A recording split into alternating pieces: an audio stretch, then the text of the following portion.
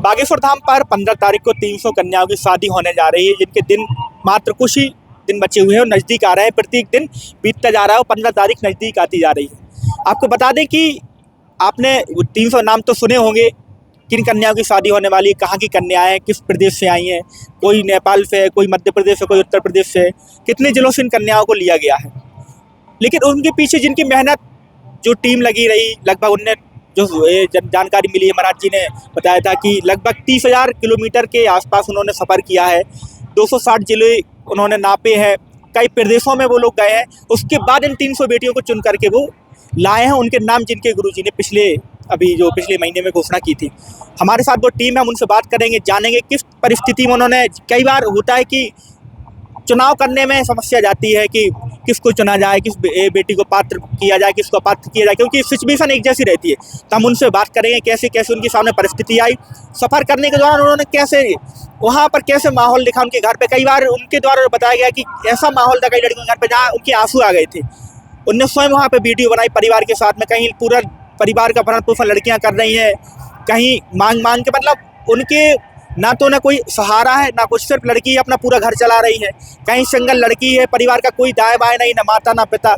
तो हम उनसे बात करेंगे कैसे उन्होंने परीक्षण किया, कैसे उन्होंने जाकर के वहाँ पर जानकारी जुटाई और 300 बेटियों का चुनाव किया।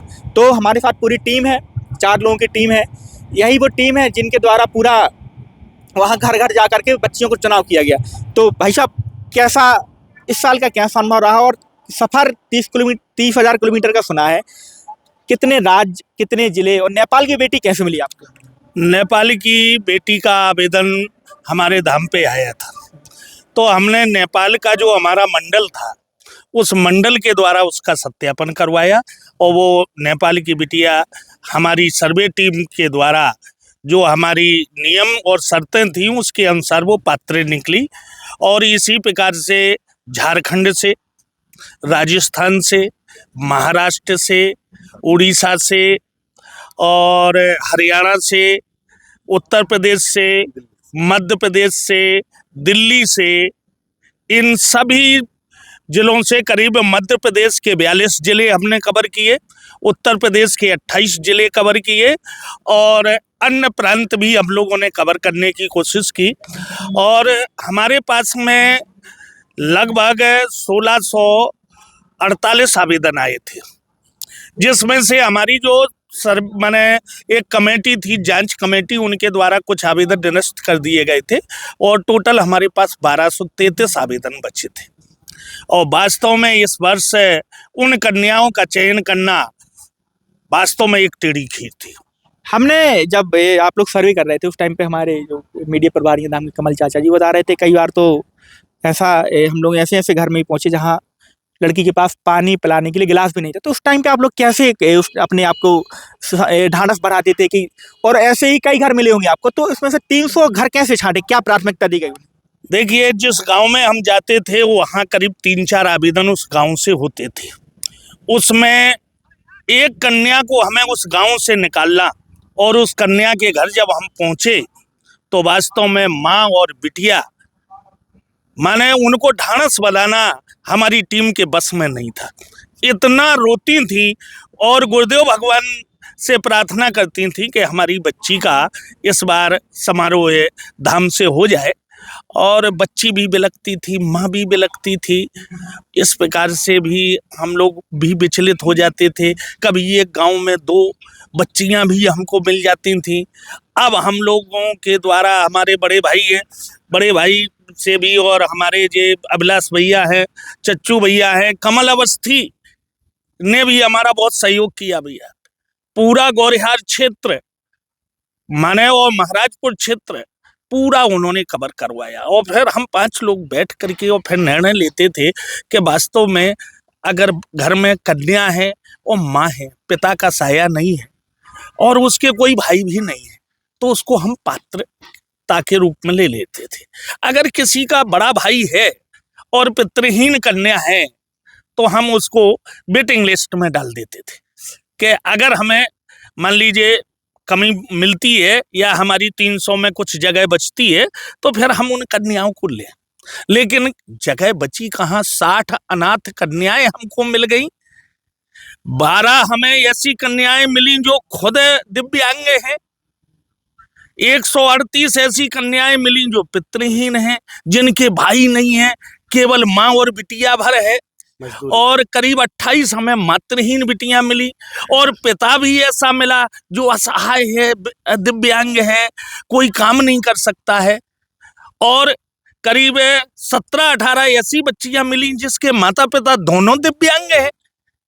अब बताइए, बच्ची भर है और बच्ची ही काम कर रही है, माता पिता को खिला रही है और खुद अपना भरण पोषण कर रही है। ऐसी हमने पात्र कन्याओं को छांटा है। जब आपके पास में लगभग 1500 के आसपास आवेदन जो आपको दिए गए थे, तो आपने एक मतलब जिन जिन घर पे भी गए तो उनकी जानकारी आप गांव से कलेक्ट करते थे, या जैसे जिस आप छोटे से गांव में गए, 2 आवेदन है, तो पहले आप घर में जाके जानकारी लेते थे या गांव वालों से भी उसमें जानकारी जुटाने का काम? नहीं, पहले हम क्या है कि जो पूरा मोहल्ला होता था, उस मोहल्ले में जाकर के हम पूछते थे, उस परिवार के बारे में जानकारी लेते थे। और अगर परिवार के सदस्यों के द्वारा जो हमें जानकारी दी जाती थी, फिर हम उसके घर जाते थे। अगर वही जानकारी हमें उस घर से मिलती थी, तब हम उसको पात्र मानते थे। तो इसमें जो बेटियां हैं वो सिर्फ सनातनी है, अन्य पंथों की भी? नहीं, सनातनी। क्योंकि गुरुदेव भगवान का जो संकल्प है, हमारे गुरुदेव भगवान ने हमेशा कहा है, जो उनने झेला है उसको किसी को झेलने नहीं देंगे। उसी संकल्प को लेके हमारी टीम जब गांव में जाती थी, और आप यकीन मानिए, जो कन्याएं अभी शादियां होंगी, मैं ज़्यादा तो नहीं बोलूँगा, हम लोग तो रोए ही हैं, लेकिन अभी पूरा देश रोएगा। ऐसी ऐसी कन्याएं हैं कि जो 2 वक्त का खाना खुद मजदूरी तसला डालते हुए बच्चियां मिली मुझे। जब हमारी टीम गई तो बच्ची खुद रोड पे तसले डाल रही थी। तो ऐसी बच्ची का चयन हमने किया। कहीं बस गुरुदेव भगवान को आंखों में हम लोग बसा के निकलते हैं कि संकल्प कहीं झूठा ना पड़ जाए, उसी बच्ची का चयन हो जो बच्ची पात्र हो। और मैं यकीन के साथ कहता हूँ, गुरुदेव भगवान की जो शक्ति उनने हमें दी, हम लोग ऐसी कन्याओं को चुन पाए जिनके माता नहीं है, पिता नहीं है, जिनका भाई नहीं है। ऐसी कन्याएं जो दर्द झेल रही हैं, गरीबी का दंश झेल रही हैं। एक ऐसी कन्या मिली जो स्वयं दुकानदारी करके जब 2 वक्त की रोटी कमाती थी। ये ऐसी भी कई कन्याएं मिली जिन्हें छोड़ दिया, बाप ने छोड़ दिया, उसकी माँ ने छोड़ दिया, नाना नानी पाल रहे जैसे, तो उसके अब धर्म पिता हमारे गुरुदेव भगवान बनने जा रहे हैं। आप लोग अभी 300 कन्याओं को चुन के लाए हैं, उन कन्याओं के परिवार से या उन कन्याओं का भी फोन आता होगा, तो क्या करते हैं उनसे? आप कैसे बात करते हैं, कैसे ढांढस बनाते हो? जिनका नहीं हुआ उनका बिल्कुल, उनका इसलिए नहीं हुआ। हम लोग एक चीज कहते हैं कि आपका नहीं हुआ वो अलग बात है, लेकिन अभी फोन तो आता होगा, तो कैसे उन्हें उम्मीद, क्योंकि हर इंसान की उम्मीद क्या हमारा नहीं हुआ, तो उनके लिए कैसे ढांढस बना दे, क्योंकि वो भी दीन ही नहीं तो है, कहीं ना कहीं गरीबी। बिल्कुल, हम उन्हें ये समझाते हैं कि उन बच्चियों का लिया गया है जिनके माता पिता नहीं है। आपके तो पिता हैं बेटा। उन बच्चियों को लिया गया है जिनके बड़े भाई भी नहीं है। आपका बड़ा भाई है ना बेटा, तो आप इंतजार करें, बालाजी पे विश्वास रखें। गुरुदेव भगवान ने संकल्प ले रखा है कि जिसका कोई नहीं, उसके गुरुदेव भगवान खुद पिता बनेंगे। तो निश्चित रूप से अगर इस वर्ष नहीं हुआ तो हम उस वर्ष उन्हें देख लेंगे अगर मौका लगता है। वरना उन्हें हम इस तरीके से भी कि और भी इतने सरकार भी उनकी शादियां करवा रही है कई की, तो वहाँ भी बोल। लेकिन हाँ, ये सच है कि बागेश्वर धाम से शादी करना आज हर कोई चाहता है, क्योंकि इससे बड़ा दुनिया में एक ऐसा मंदिर है ये, जहाँ दान पेटियों से बेटियों के विवाह किए जा रहे हैं, और बेटियों को वो मंच दिया जा रहा है जहाँ इतनी भव्य तरीके से शादियां होने जा रही हैं कि शायद मैं नहीं समझता करोड़पति भी ऐसी शादी नहीं कर पाएगा जो हमारे गुरुदेव भगवान उन कन्याओं की करने जा रहे हैं। तो उन्हें भी सब्र रखना चाहिए, बालाजी पर विश्वास रखना चाहिए। बच्चियां अभी लगभग हमारे पास में 100 हैं। 400 हम लोगों ने पात्र कन्याओं को चयनित किया था। अब उन 400 में से भी हमने 100 ऐसी कन्याएं छोड़ दी हैं, जैसा अभी हमारे अभिलाष भैया ने कहा कि अगर उनका भाई है तो उनको थोड़ा सा पीछे कर दिया। लेकिन अब उनके फोन तो आते हैं, उनको हम ढाढ़स भी बताते हैं कि, और हम उनको नियम भी बताते हैं कि हमने पहले अनाथ कन्याओं को लिया, फिर दूसरी श्रेणी पे हमने दिव्यांग कन्याओं को लिया, तीसरी श्रेणी पे हमने पितृहीन ली हैं कन्याएं, लेकिन जिनका भाई भी नहीं है। चौथे चरण में हमने मातृहीन कन्याओं का चयन किया है, और बल्कि उसका भरना भाई है और पिता भी किसी न किसी गंभीर बीमारी से पीड़ित है। इसके बाद कुछ कन्याएं हमने ऐसी ली हैं जिसके 5वें चरण में जिसके माता पिता दोनों ही दिव्यांग हैं। और उसके बाद भी हमारी 100 कन्याएं लगभग बची हैं। जैसा कि गुरुदेव ने भिवंडी के मंच से भी कहा था कि कुछ पात्र बच्चियां जो कन्याएं हैं वो शेष रह गई हैं, उसका दुख हमें भी है और उनको उनका भी चयन होना चाहिए। लेकिन गुरुदेव भगवान के पास अभी मात्र 300 कन्याओं की शादी करने का जो उन्होंने बीड़ा उठाया था, संकल्प लिया था, उससे फिर भी उससे ज़्यादा नहीं अभी हो सकता है, क्योंकि उतना खर्च झेलने के लिए अब गुरुदेव भगवान उतने सामर्थ्य नहीं है। और आगे देखा जाएगा, या फिर ऐसा करेंगे कि कई हमारे मंडल भी कन्याओं के विवाह कर रहे हैं। जैसे हमारा नौगांव मंडल हर साल 11 कन्याओं के विवाह कर रहा है। इसी प्रकार से टीकमगढ़ वाले भी कर रहे हैं।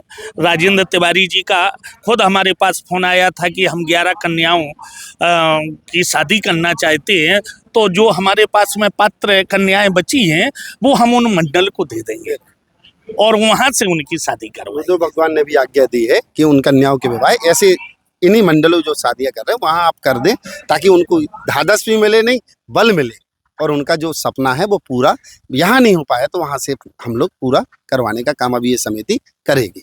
तो जो वो टीम है जो 300 कन्याओं की शादियों की तैयारियां चल रही हैं, इन्हीं के द्वारा उन कन्याओं को चुनाव किया गया। घर घर जाकर के उनकी स्थिति देखकर, परिस्थिति देख करके इनके द्वारा जो मापदंड बनाए गए थे उन्हीं के अनुसार उनको पात्र अपात्र किया गया है। 300 कन्याएं चुनी गई। लगभग बताया गया कि 400 कन्याएं का चुनाव किया गया था, अभी 100 रह गई, क्योंकि गुरुदेव भगवान के पास इतनी सामर्थ्य नहीं है, क्योंकि उसमें भी 100 कन्याओं का खर्च लगेगा। उनके लिए लगभग एक कन्या का अगर मान के चलें तो लगभग 3 लाख रुपए का खर्च आ रहा है एक कन्या के ऊपर। अभी 100 कन्याओं के लिए इतना नहीं है, तो उन्होंने एक और रास्ता खोज लिया है। प्रतिवर्ष बागेश्वर धाम के जो मंडल हैं, सैकड़ों की संख्या में भारत देश में अलग अलग जगह मंडल है। कहीं 11 कन्याओं की शादी मंडल करता है, कहीं 10 की करता है, कहीं 5 की। तो उनको जो वो बेटियों के नाम देंगे, वो जो मंडल है इन बेटियों का विवाह करेंगे, तो वो बेटियां भी अछूती नहीं रहेंगी जो पात्र थीं। तो अभी टीम से हमने आपको परिचय करवाया, जो वही टीम है पिछले 7 सालों से इन्हीं के द्वारा सर्वे किया जा रहा है। कुछ बदलाव टीम में हुआ है, कुछ सदस्य अभी सुंदरकांड मंडल वाले टीम में गए हैं या कुछ नए आए हैं, लेकिन वही टीम है जिनके द्वारा इन बेटियों का चुनाव किया जाता है। घर घर जा करके निष्पक्षता से, पारदर्शिता से उनका चुनाव किया जाता है।